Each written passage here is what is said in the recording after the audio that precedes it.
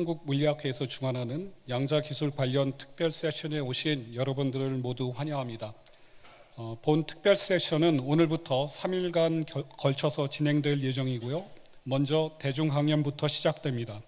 저는 대중강연 좌장을 맡은 서강대학교 물리학과 장준익입니다. 특히 오늘 진행되는 세션은 유튜브로 실시간 중계되고 있음을 알려드립니다. 오늘 대중강연을 해주실 연사님은 고려대학교 물리학과 최은미 교수님입니다. 강연에 앞서 최은미 교수님의 양력을 간단히 설명드리겠습니다. 최은미 교수님은 일본 동경대에서 학사 및 석사를 하셨고 이후 도미하여 하버드 대학교에서 박사학위를 하셨습니다. 이후 일본 경도대학교에서 박사 후 연구원을 하셨고 다시 동경대로 오셔서 조교수를 역임하셨습니다. 2020년도에 고려대학교 물리학과에 조교수로 부임하셨습니다. 최은미 교수님은 양자기술 관련하여 이원자 분자의 레이저 냉각 연구 및 극저온 분자 실험 연구를 현재 진행하고 계십니다. 오늘 양자과학기술의 이해라는 제목으로 강연해 주시겠습니다. 모두 큰 박수로 맞아주시길 부탁드립니다. 네, 안녕하세요. 고려대학교 물리학과 최은미입니다. 소개 말씀 감사드립니다. 그리고 이렇게 좋은 대중강연 자리에 초청해 주셔서 너무 감사드립니다. 오늘 이제 대중강연인데요. 유튜브로도 송출이 되고, 근데 제가 대중강연을 어쩌다 보니 몇 번 해볼 기회가 있었는데, 이렇게 청중의 전문가분들이 많았던 대중강연이 없습니다. 그래서 제가 지금 상당히 종합심사 발표를 하는 기분으로 제가 지금 여기 서 있는데요. 어디까지나 대중강연임을 감안하셔서 약간의 수위 조절이 있음을 좀 양해해 주시기 바랍니다. 특히 여기 전문가 물리 교수님 분들께 부탁드리는 말씀입니다. 그래서 이제 오늘 강연을 시작을 해보려고 하는데요. 오늘 강연의 주제는 양자과학 기술의 이해입니다. 그래서 슬라이드를 보시면 이제 양자과학 기술의 이해인데요. 양자과학 기술 이야기를 할 때는 사실 이 이야기를 빼놓을 수가 없습니다. 2022년 노벨 물리학상인데요. 이때 노벨 물리학상이 양자 얽힘이라는 재밌는 현상을 발견한 공로로 이 세 분의 물리학자분들께서 수상을 하셨습니다. 그런데 그 노벨 수상 이제 이유죠. 그 리즈닝에 보면은 정말 딱 정해서 Pioneering Quantum Information Science, 양자 정보 과학이라는 새로운 분야를 개척한 공로를 인정을 해서 이 세 분들이 이 노벨 물리학상을 수상하셨습니다. 그만큼 양자 과학, 양자 정보 과학이라는 이 새로운 분야가 주목을 받고 있다는 반증이라고 할 수 있겠습니다. 그러면 양자 기술, 양자 정보 과학 여러 가지 이름으로 불리는데요. 이 기술은 도대체 무엇인가? 라고 하면 크게 서너 가지로 나누고는 합니다. 양자 통신, 양자 암호, 양자 센싱, 양자 컴퓨팅이 있는데요. 보통 암호랑 통신은 같이 가기 때문에 최근에는 양자 통신, 센싱, 컴퓨팅 이렇게 세 가지 분야로 분류를 하고는 합니다. 이게 이제 기존의 기술들, 지금까지 산업 기술들이 통신, 컴퓨팅, 센싱이 이제 각각 개발되어 왔기 때문에 이렇게 분류를 하는 게 이제 좀 컨벤셔널한데요. 하지만 사실 양자 기술에서는 이 세 가지 기술들이 다 공통적인 요소 기술들을 가지고 있습니다. 그래서 보통 이제 양자 기술 연구하시는 분들한테 어느 쪽 연구를 하시나요? 하면 양자 통신도 하는데 양자 센싱도 할 수 있고요. 이런 식으로 대답하시는 분들이 많은데 요소 기반 기술들이 같기 때문입니다. 그런데 이제 양자 기술 하면은 약간 의문점이 드시는 점도 있을 겁니다. 지금 현대 기술 중에서 양자역학 안 사용하는 기술이 있나? 라고 이제 생각을 하실 수도 있는데요. 아시는 것처럼 양자역학 자체는 사실 현대 기술에서 이미 많은 부분 활약하고 있습니다. 예를 들어 반도체가 그렇고요. 레이저가 그렇고요. 그런데 이러한 지금 현재 활발하게 산업계에서 이용하고 있는 이러한 기술들은 양자역학에서 소위 에너지가 양자화되어 있다라는 측면에 이제 중점적으로 집중을 해서 개발된 기술들이라고 할 수 있습니다. 그와 반면에 최근 개발되고 최근 이제 주목을 받고 있는 새로운 양자 정보 기술은 거기서 한 걸음 더 나아가서 좀 더 델리케이트한 양자 역학을 이용한다라고 보시면 됩니다. 그리고 그 핵심에 있는 게 노벨상 수상의 주제였던 양자 얽힘 현상이 있고요. 그래서 오늘 그 부분에 대해서 좀 쉽게 풀이를 해나가도록 하겠습니다. 그래서 오늘 이제 아웃라인인데요. 먼저 양자 역학, 그 중에서도 양자 중첩이네, 양자 얽힘이네 하는 현상들이 무엇인지에 대해서 간략하게 소개를 드리고, 그러면 이런 양자 중첩, 양자 얽힘을 이용을 하면 도대체 기존 기술들, 센싱, 통신, 컴퓨팅이 뭐가 그렇게 좋아지는데 라는 부분에 대해서 각각 분야에 대해서 간략하게 설명을 드리겠습니다. 조금 쉽게. 그리고 이제 마무리로 현재 이제 어떤 연구들이 진행이 되고 있으며 어떤 투자들이 이루어지고 있는지에 대해서 소개를 드리고 마무리를 짓도록 하겠습니다. 그래서 먼저 양자 역학인데요. 어떤 학문 아니면 어떤 사물을 이해할 때 그 이름을 들여다보는 게 가장 중요하다고 생각합니다. 그래서 이제 양자 역학 이름을 들여다보면 양자 역학이죠. 한문으로 쓰면은 이렇게 쓸 수 있고 영어로 쓰면 퀀텀 메카닉스입니다.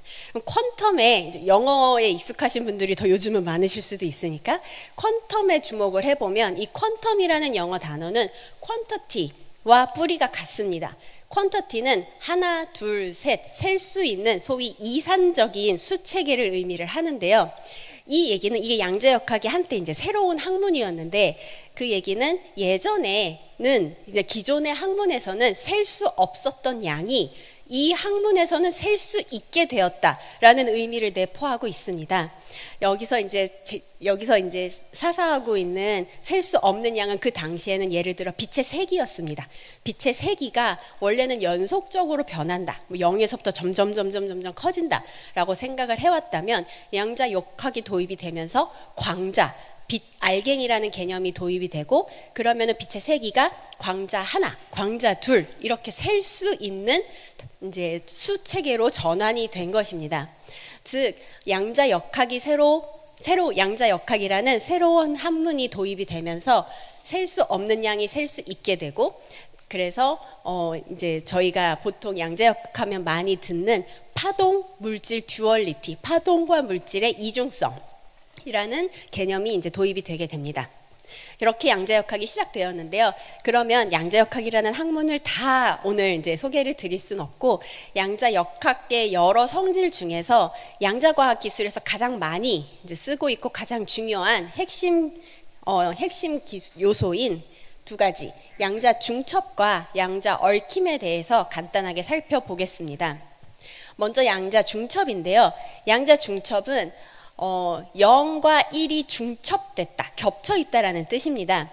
예를 들어서 고전 역학, 즉 양자 역학 이전의 물리학에서는 어떤 저희가 보통 양자 컴퓨팅에서는 보통 0 아니면 1을 비트라고 써서 보통 0, 1을 예시로 많이 드는데요. 어떤 물질이 값을 가질 때 0 아니면 1이다라고 이미 확정이 되어 있습니다. 정해져 있는 값을 가지는 거죠. 그런데 양자 역학에서는 0인데 동시에 1인 상태가 존재를 합니다. 이걸 이제 저희가 중첩, 겹쳐져 있다 해서 중첩이라고 부릅니다. 그러면 0이면서 1이면 2분의 1 아닌가요? 라고 이제 생각을 하실 수도 있는데요. 이게 또 재밌는 게 2분의 1은 아닙니다.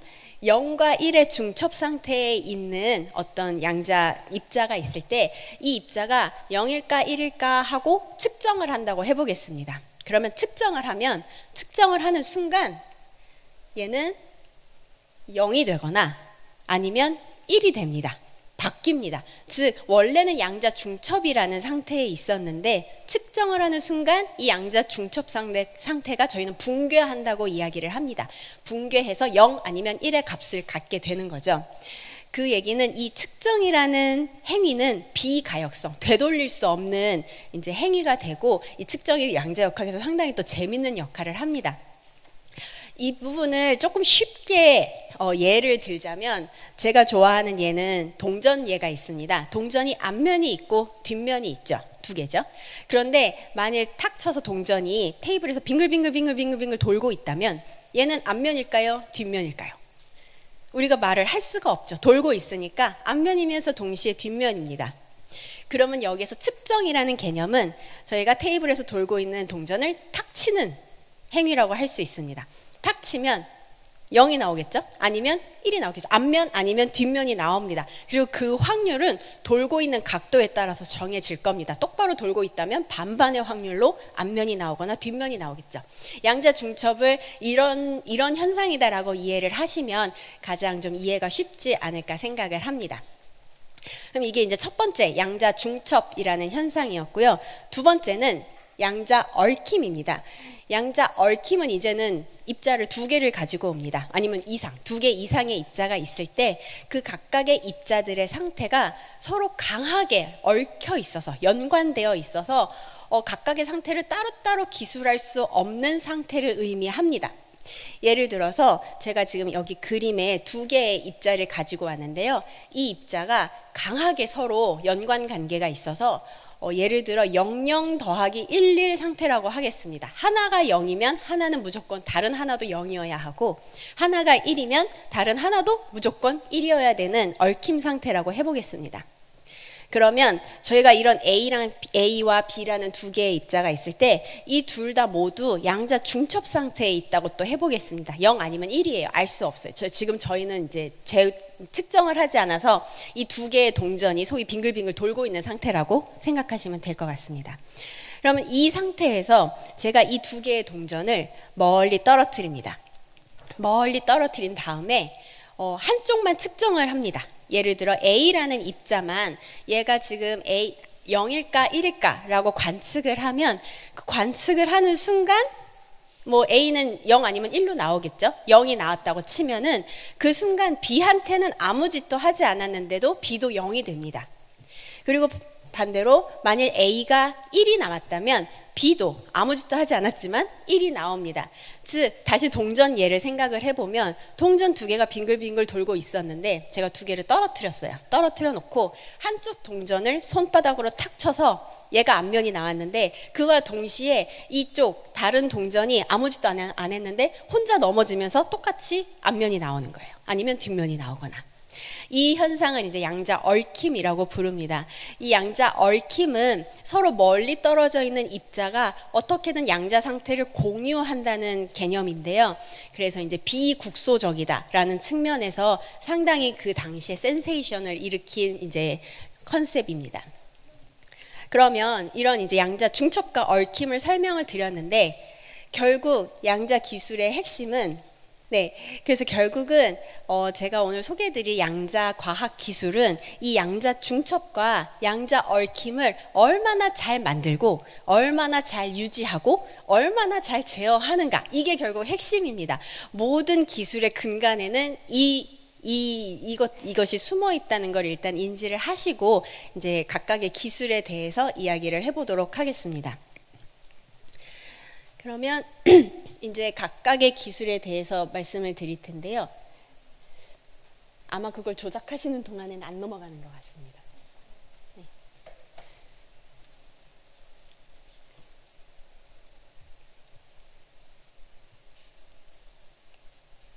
그래서 이제 다음으로는 양자 기술, 통신, 센싱, 컴퓨팅 각 분야에서 이 양자 얽힘, 중첩이 어떻게 사용되고 있는지에 대해서 간단히 원리를 짚어보고 최신 연구 동향에 대해서 말씀을 드리겠습니다. 먼저 통신인데요. 정말 이제 간략하게 양자 통신에서 양자 얽힘, 중첩이 어떻게 사용되는지를 설명을 드리겠습니다. 먼저 일반적인 통신은 저희가 정보를 이제 비트로 전달을 합니다. 그러면 이제 보내는 사람이 있고 받는 사람이 있을 때 보내는 사람이 예를 들어 0이라는 정보를 보내면 받는 사람은 받습니다. 심플하죠? 그런데 만일 중간에 도청하는 사람이 있습니다.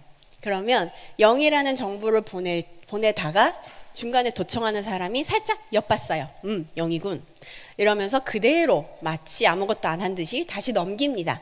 그러면 받은 사람, 수신자는 도청자가 받는지 안 받는지 사실 모릅니다. 모르고 그냥 뭐 0 받았네 하고서 넘어갑니다. 그래서 도청자가 개입할 수 있는 여지가 많기 때문에 최근에 이제 여러 암호 기술이 이제 발전을 하고 있습니다.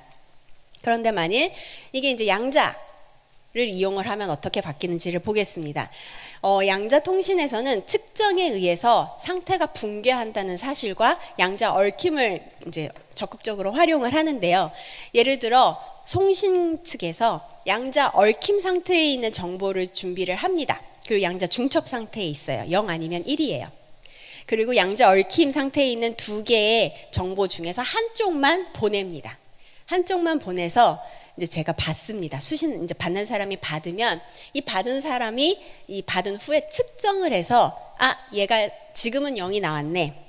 아니면 또 한 번 더 반복을 해서 측정을 해서 다음엔 또 1이 나왔네. 이렇게 반복하면서 그런 통계 현상을 보면서 우리가 정보를 해독을 해 나갑니다. 그런데 만일 제가 이렇게 또 보내는데 보내서 근데 이번에는 정보가 가는 동안에 또 도청하는 사람이 있습니다.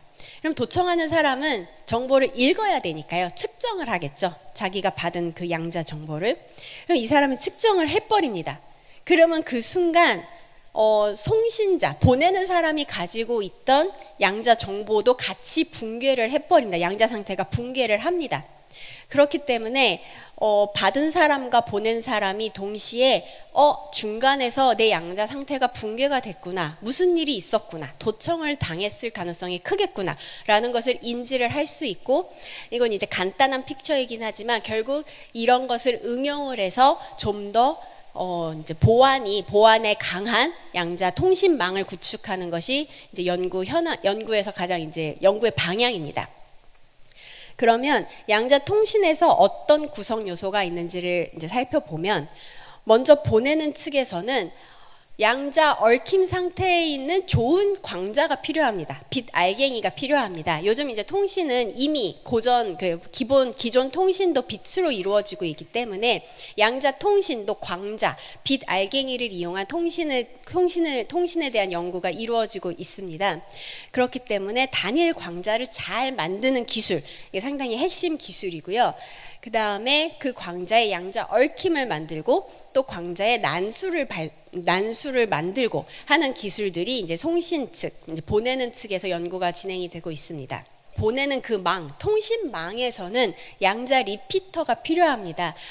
광섬유를 통해서 보통 이제 저희가 광자를 보내는데, 광섬유에는 적기는 하지만 이제 빛을 흡수하는 성질이 있습니다. 그 얘기는 광자가 가다가 파이버에 먹혀버립니다. 없어지는 거예요.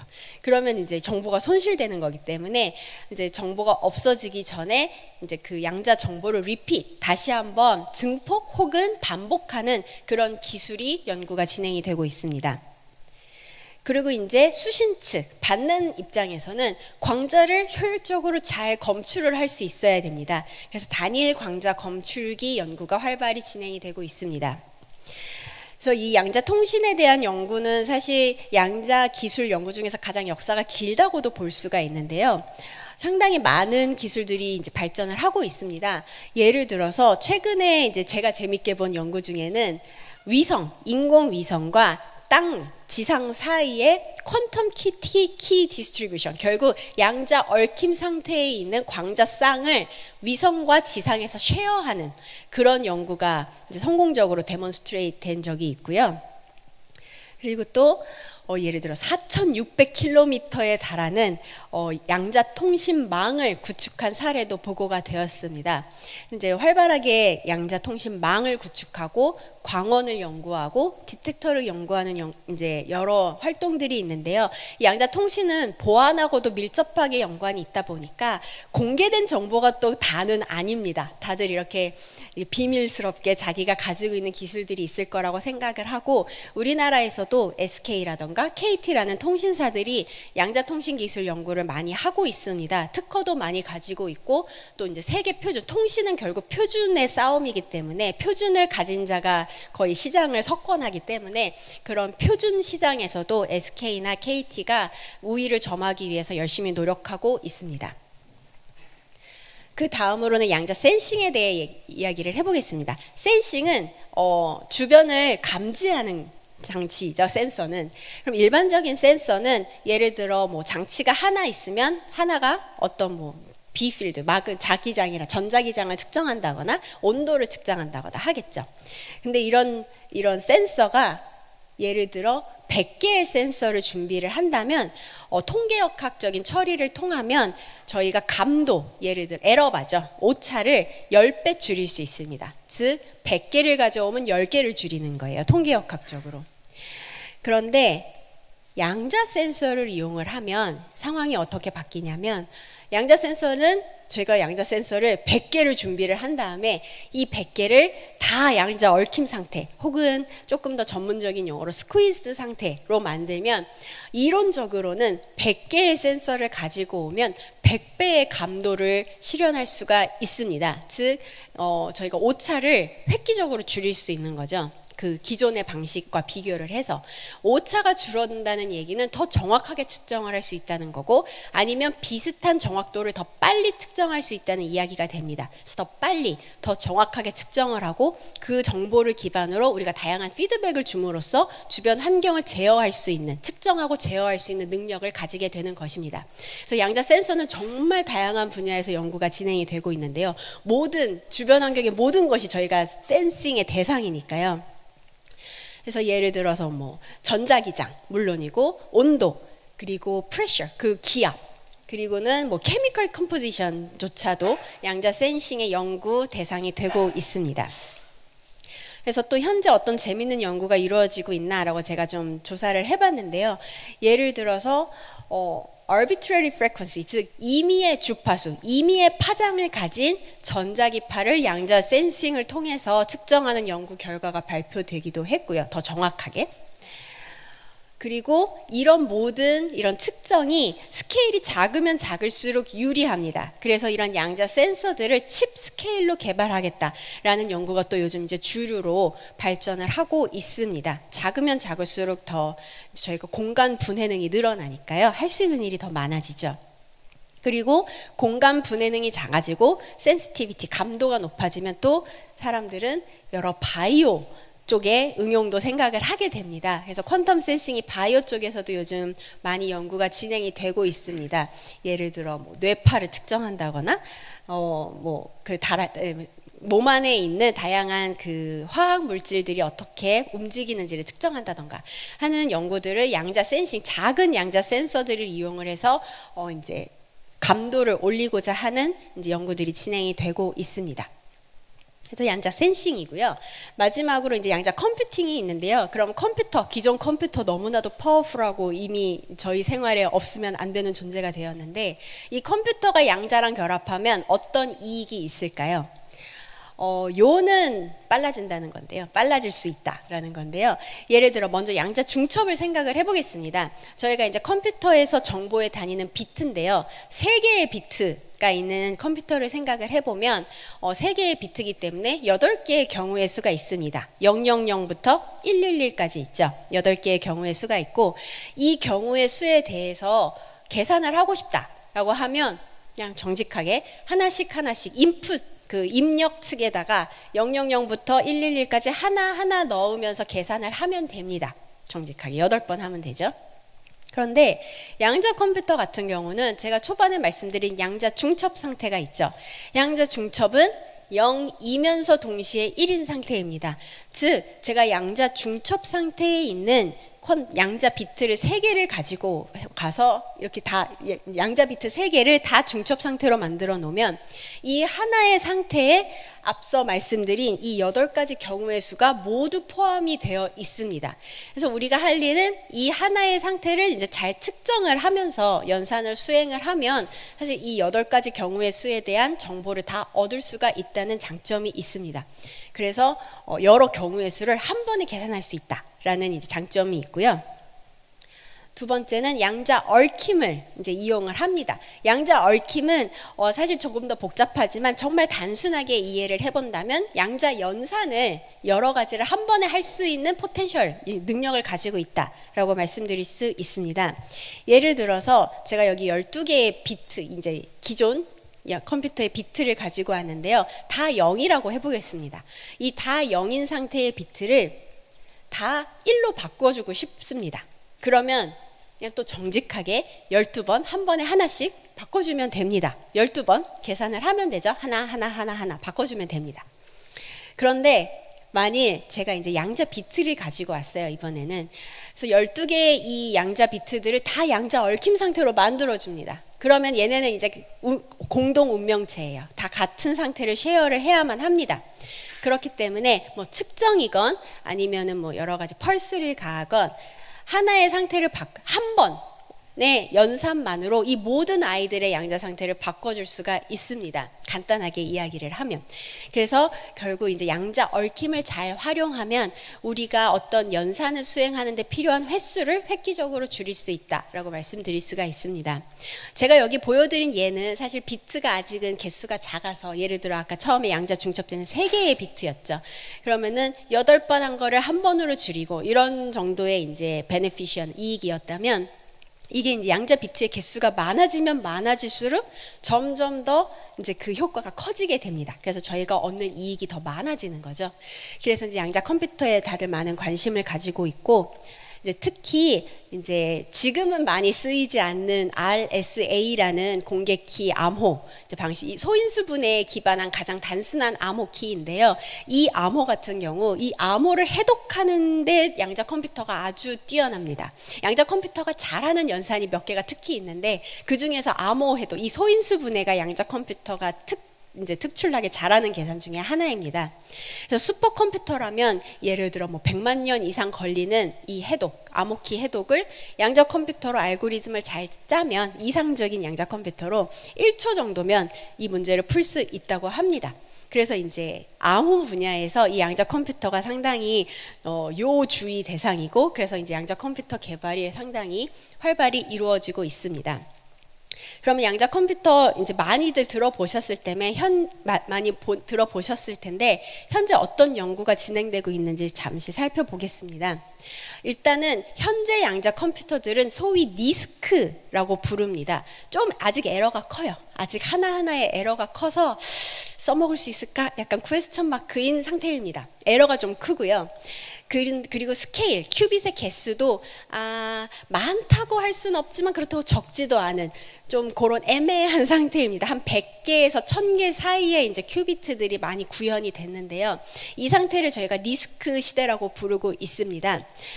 이 이제 최근 이제 연구 중에 한 줄기는 이게 뭔가가 있어요. 저희 양자 컴퓨터가 퍼펙트하진 않지만, 완벽하진 않지만 그래도 뭔가 좀 재밌는 계산을 할 수 있는 양자 컴퓨터가 있으니, 이 양자 컴퓨터로 할 수 있는 재밌는 계산, 슈퍼컴퓨터는 따라오지 못할 만한 재밌는 계산이 무엇이 있을까라는 연구가 최근에 많이 진행되고 있습니다. 예를 들어 최적화 문제를 푼다거나 아니면 물질 구조를 이제 계산을 해본다던가, 분자에 대해서 연구를 해보거나, 특히 이제 요즘 배터리라던가 그런 쪽 관련해서 촉매 계산에 쓸 수는 없을까, 이런 이제 연구도 많이 진행이 되고 있습니다.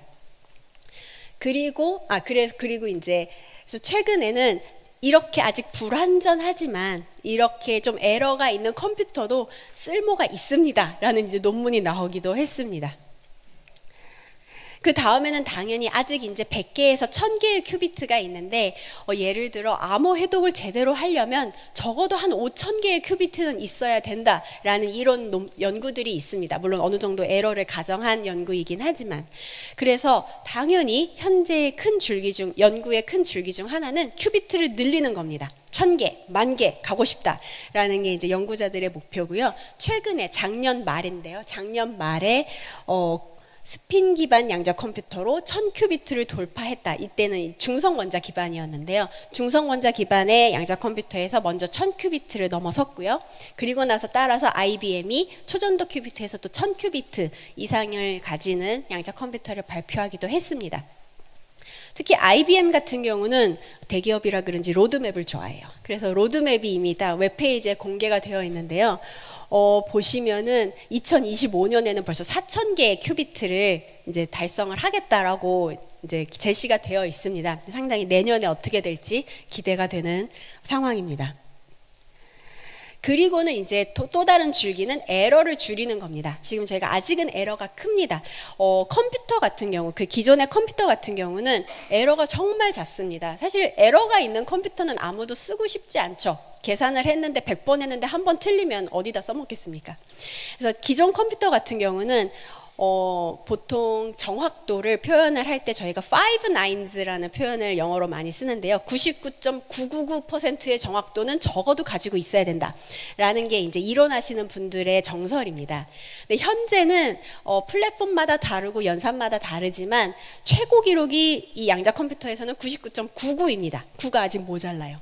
근데 이게 또 연구를 하는 입장에서 보면 90%의 정확도를 99%로 올리는 것보다 99.99%를 99.999로 만드는 게 훨씬 어렵습니다. 훨씬 제어해야 되는 것도 많고 고려해야 되는 것도 많고 이제 여러 상황이 있어서 어렵긴 한데요. 그래도 포기할 수 없기 때문에 많은 노력들이 이제 진행이 되고 있습니다. 특히 이제 여러 개의 큐비트를 이용해서 에러를 보정하면 되지 않은가? 에러가 생겼을 때 다른 애를 이용을 해서 보정할 수 있다면, 다시 고칠 수 있다면 괜찮죠? 그래서 그런 연구가 또 많이 진행이 되고 있습니다.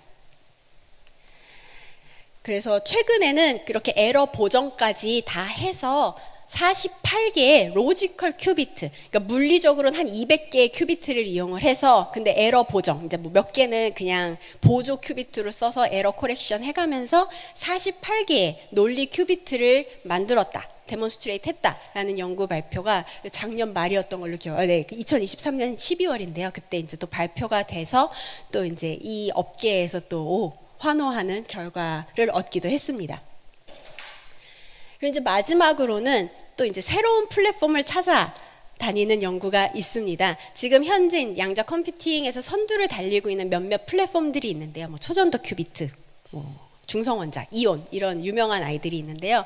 이런 애들은 장점이 너무나도 분명해서 현재 선두를 달리고 있지만 또 연구가 많이 된 만큼 단점도 이제 저희가 많이 알고 있습니다. 그래서 혹시 또 새로운 뉴 플레이어가 어딘가에 있지 않을까 해서 새로운 플랫폼을 찾는 연구도 활발히 진행이 되고 있습니다. 예를 들어 원자가 있다면 분자는 어떤데, 아니면 저희 이제 반도체 잘하니까 실리콘으로는 어떻게 안 되나, 광자 어떠니, 이런 여러 가지 다양한 플랫폼에서 양자 컴퓨터를 만들려는 시도가 또 이루어지고 있습니다. 그래서 거의 제가 가진 시간이 끝나가는데요. 이제 간단하게 현황에 대해서, 이제 연구 전반에 대한 현황에 대해서 소개를 드리고 마무리를 짓겠습니다. 양자 기술 시장이라고 이제 저희가 이제 부르기 시작을 했는데요. 이 이제 앞으로 향후 10년, 20년 동안 엄청나게 성장을 할 것이다라고 모두들 전망을 하고 있습니다. 차세대 먹거리다라는 표현을 많이 쓰고 있는데요. 그래서 그만큼 많은 투자들이 이루어지고 있습니다. 전 세계적으로 양자 기술에 어마어마한 돈이 들어가고 있다고 하는데요. 특히 이 이제 통계치 어느 이제 특정 오거나이제이션에서 한 통계치기 때문에 뭐 신뢰를 어느 정도 하느냐는 각자의 판단에 맡겨야 하지만 대충 글로벌하게 38.6 빌리언 달러의 어마어마한 자본이 들어가고 있고, 또 재밌는 건 그 중에 반이 차이나입니다. 15 빌리언 달러를 중국이 쏟아붓고 있다고 하는데요. 이렇게 많은 이제 투자가 이루어지고 있고, 우리나라도 2.35 빌리언 달러 라는 이제는 좀 무시할 수 없는 꽤 청크의 투자가 이루어지고 있습니다. 제가 이게 2023년 통계치인데요. 제가 이 자료를 사실 2022년 버전도 본 적이 있습니다. 2022년 버전에는 우리나라가 40 밀리언 달러밖에 표시가 되어 있지 않았습니다. 즉 1년 동안, 지난 1년 동안 우리나라가 양자 과학 기술의 중요성을 깨닫고 어마어마하게 투자를 시작했다라고 볼 수 있을 것 같습니다.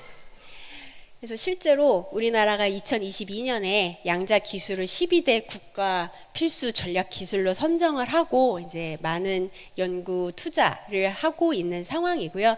그래서 이제 많은 분야에서 양자라는 게 사실 물리 연구를 하시는 분들 중에서 양자를 이용하지 않는 분들, 양자를 이용하는 분들이 정말 많잖아요.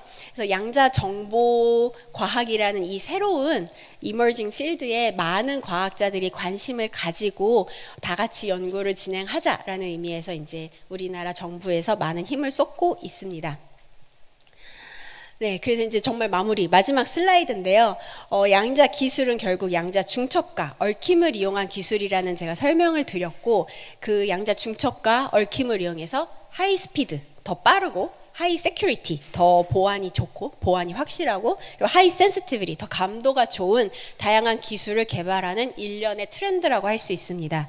이 양자 정보 과학 기술이 사실 10년 전 아니면 5년 전만 해도 사실 연구실 레벨이었습니다. 정말 기초 연구 단계였고 제가 이제 막 학생일 때만 해도 뭐 양자 컴퓨터 뭐 언젠간 되겠지, 뭐 나는 재밌으니까라는 수준의 연구였다면 최근에는 정말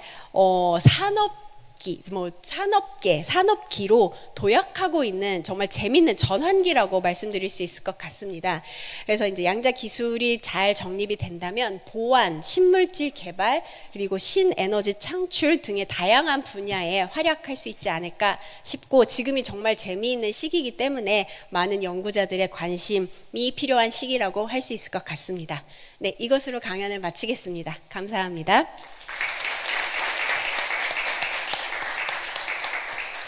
네, 좋은 강연 해주셔서 정말 감사합니다. 네, 질의응답 시간 갖도록 하겠습니다. 네, 교수님, 그럼 제가 질문 하나 드리겠습니다. 재밌게 정말 잘 들었고요.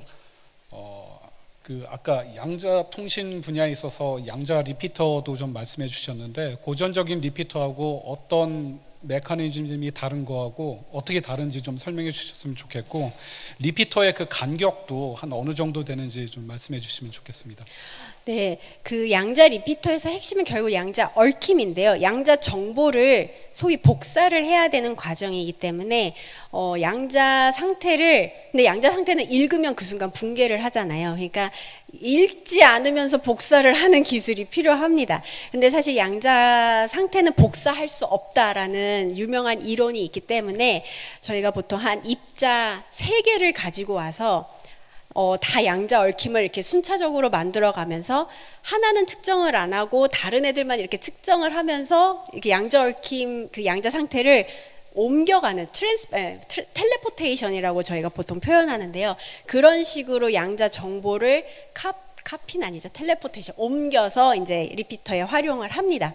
그래서 그 부분이 이제 고전하고 좀 많이 다른 것 같고요. 간격은 아직 얼마나 파이버망 그 각각의 광통신망이 로스가 있는지 그 로스는 또 약간 그 광통신망이 깔린 주변 환경에도 민감한 편이라서요. 제가 알고 있기로는 지금 현재로 이렇게 실험 단계에서는 수 킬로미터 한 5km마다 하나씩 놓으면서 실험을 진행하고 있는 걸로 알고 있습니다. 네, 감사합니다. 네, 그 2가지 질문이 있어가지고요. 그 하나는 서로 다른 여러 개의 입자들을 양자 얽힘 상태로 만드는 방법이 어떤 식으로 이제 이루어지는지가 궁금하고요. 또 하나는 이제 마지막에 그 양자 기술의 활용 방안에 대해서 신에너지 개발 이런 부분에 대해서도 말씀을 해주셨던 것 같은데 구체적으로 어떤 식으로 이제 진행이 될 수 있는지에 대해서 네, 궁금해서 질문 드렸습니다. 네, 죄송합니다. 좋은 질문인데요. 양자 얽힘을 만드는 방식은 각 플랫폼마다 다르지만 결국 공통적인 거는 그 양자 입자들 사이의 상호작용을 이용을 합니다. 만일 두 입자가 서로의 존재를 모른다면, 그러니까 상호작용이 없다면 양자 얽힘도 만들 수가 없겠죠. 있는지 없는지도 모르니까요. 그래서 양자 얽힘을 만들기 위해선 그 입자들 사이의 상호작용이 강하면 강할수록 유리합니다. 그래서 예를 들어서 제가 어떤 식으로 설명을 할까요? 상호작용이 강할 때 예를 들어서 스핀으로 생각을 한다면 스핀업이고 업과 업이 있고 업과 다운이 있을 때 상호작용으로 업의 에너지와 업 다운의 에너지가 다르다면 그 에너지 차이를 이용을 해서 그 상호작용 에너지를 이용을 해서 양자 얽힘을 저희가 만들어 줄 수가 있습니다. 그래서 핵심은 결국 상호작용이고요. 그 다음에 2번째 질문, 에너지 창출은 이제 어떻게 발전을 할 수 있을까를 말씀 주셨는데 상당히 이제 먼 얘기이긴 하지만 아직은 예를 들어 촉매 계산 같은 경우 예를 들어 에너지 중에서 태양광 에너지가 있다고 하면 태양광 에너지는 핵심은 태양의 결국 빛이죠. 빛이 가진 에너지를 얼마나 우리가 화학적 에너지 혹은 전기 에너지로 변환할 수 있는가가 핵심이 될 텐데요. 그 변환의 이제 매개는 결국 머테리얼일 거고요. 물질일 거고요. 그럼 저희가 물질 계산을 통해서 어떻게 하면 조금 더 빛이 가진 에너지를 효율적으로 트랜스퍼하는 구조를 얻을 수 있을까라는 계산을 수행을 하면, 그리고 그런 계산은 아무래도 다책의 계산이 되기 때문에 양자 컴퓨터가 잘하는 계산에 속하고, 양자 컴퓨터가 개발돼서 그런 물질을 개발을 하면 에너지를 좀 더 신에너지를 창출하거나 아니면 더 효율적으로 하베스트하는 그런 연구에 연결이 될 수 있습니다. 네. 양자 컴퓨터에서 큐빗의 개수만큼의 그 제곱에 해당하는 결과를 이제 동시에 한 번에 얻어낼 수 있다라고 얘기를 해주셨는데, 그 결과에 대한 각각의 값들을 어떻게 읽어내는지 좀 궁금합니다. 네, 만약 n개의 큐비트가 있다면 2의 n승계의 상태를 표현할 수 있다, 이제라고 제가 말씀을 드렸는데요. 그때 결국 근데 측정을 하게 돼요. 중첩 상태에 있을 거 아니에요, 이 n개의 큐비트가. 그러면 이제 어떤 연산을 막 수행하고 나서 저희가 측정을 합니다. 근데 측정을 하면은 양자역학의 특성상 측정 결과는 확률적으로 랜덤하죠. 그 임의의 결과가 나옵니다. 어떤 웨이브, 그 양자 파동 함수가 주는 확률 안에서 랜덤한 결과가 나오는데요. 그러면 저희는 보통은 측정을 여러 번 해야 됩니다. 여러 번 해서 통계치를 좀 얻습니다. 그래서 그 측정을 할 때 보통 이제 플랫폼마다 다른데, 뭐 초전도 큐비트 같은 경우는 바로 커런트라던가 볼티지를 읽어내는 편이고요. 만일 중성 원자나 이런 경우는 원자가 내뿜는 빛을 저희가 CCD 카메라로 찍어서 양자 상태를 확인합니다. 그러면 근데 양자 상태를 확인할 때는 이제 확률에 따라서 랜덤하게 나오기 때문에 그걸 예를 들어 한 10번, 100번 반복을 해서 어떤 패턴들이 나오는지를 봐서 그걸로 파동 함수를 유추를 해서 저희가 결과를 해석을 합니다. 네, 그 각 플랫폼에 대한 장점을 발표 때 언급해 주셨는데, 그럼 그 몰레큘 기반의 양자 정보의 장단점은 무엇이 있을까요? 저에게 되게 좋은 질문을 해주셨는데요. 분자 기반 양자 컴퓨터의 장점은 일단 분자 같은 경우는 원자보다 살짝 복잡하기 때문에, 그러니까 원자 양자 컴퓨팅은 이미 좀 많은 벤처들이 있는 편이고요. 분자는 일단 모든 큐비트들이 결맞음이 상당히 잘 유지가 됩니다. 그래서 소위 결맞음 시간이 길고요. 그리고 마이크로파 한 몇 기가헤르츠 정도의 마이크로웨이브 기술이 상당히 발전되어 있는데 그걸로 정확하게 제어할 수 있습니다. 즉 큐비트의 질이 좋습니다. 일단 장점은 결맞음이 길고 잘 제어할 수 있고, 또 큐비트 간 분자 간의 상호작용도 꽤 강한 편이라서 양자 얽힘도 잘 제어해서 만들 수 있다는 장점이 있습니다. 그래서 큐비트의 질은 좋아요. 그럼 이제 단점이 뭐냐? 큐비트를 이렇게 저희가 양자 컴퓨터로 써먹으려면 큐비트를 많이 준비를 해야 되잖아요. 그 많이 준비하는 과정이 아직은 개독입니다. 그래서 현재는 가장 많이 만든 데가 한 20개 만든 상황이고요. 이건 이제 연구 초기라서 그렇고, 또 분자를 만드는 과정이 좀 비효율적이라서 그런 측면이 있습니다. 그래서 그런 약간 분자를 만드는 쪽에 조금 연구가 더 지속이 된다면 확장성도 상당히 확보가 될 거라고 생각을 합니다. 양자 얽힘이랑 관련해서요. 사실은 뭐 이렇게 멀리 떨어져 있는 두 개가 있을 때 이렇게 하나를 측정을 하면 다른 데가 이제 밝혀진다. 이게 그렇게 다 얘기는 많이 들었는데, 이게 사실은 얘기는 항상 듣지만 잘 이해는 잘 안 되거든요. 좀 쉽게 이해할 수 있는 방법이 있을까? 이게 상당히 좀 저희의 뭐랄까요, 상식과 좀 어긋나는 측면이 커서 양자 얽힘이 오히려 이렇게 많이 물리 연구를 많이 하신 분들이 더 이렇게 에이라고 생각하시는 분들이 많으신 것 같습니다. 양자 얽힘이 결국은 비국소성이랑 연관이 된다고 생각할 수 있을 것 같습니다. 즉 저희가 보통 한 곳에서 측정된 결과가 다른 곳에 즉시 영향을 미친다는 게 이제 가장 상식에 반하는 것 같은 느낌을 많이 받는데요. 이게 사실 양자역학에서 가장 중요한 비국소성이라고 말씀드릴 수 있을 것 같습니다. 그래서 아인슈타인이 양자역학을 끝까지 싫어한 이유가 이 비국소성이었는데요. 즉 이쪽에서 측정한 결과가, 만약 이 측정한 결과가 정보로서 반대편으로 전달이 돼야 된다면 정보는 빛의 속도보다 빨리 갈 수 없기 때문에 얘가 측정된 동시에 얘가 바뀐다는 게 말이 안 되지 않느냐라는 게 이제 아인슈타인의 논리였고 상대성 이론을 발견한 사람이니까요. 그게 그래서 이제 국소성을 가정을 하면 그런데 이 양자 얽힘은 그냥 양자 파동 그 파동 함수 자체가 널리 퍼져 있다고 생각하시면 될 것 같습니다. 예를 들어 입자 두 개를 양자 얽힘을 만들어서 떨어뜨렸다고 생각을 하시는 것보다 그냥 파동 함수가 이렇게 멀리 떨어져 그냥 이렇게 넓은 영역에 걸쳐서 파동 함수가 있다라고 보시면 파동 함수니까 이쪽 파동 함수의 한 꼬리에서 붕괴가 일어나면 다른 꼬리도 같은 함수니까 붕괴가 될 거 아니에요. 그런 식으로 봐주시면은 조금 더 이해가 되지 않을까라고 생각합니다. 예, 많이 논의가 잘 된 것 같고요. 이제 시간이 되어 대중 강연을 마쳐야 될 것 같습니다. 다시 한번 좋은 강연 해주신 최은미 교수님께 감사의 박수를 부탁드립니다. 네, 감사합니다.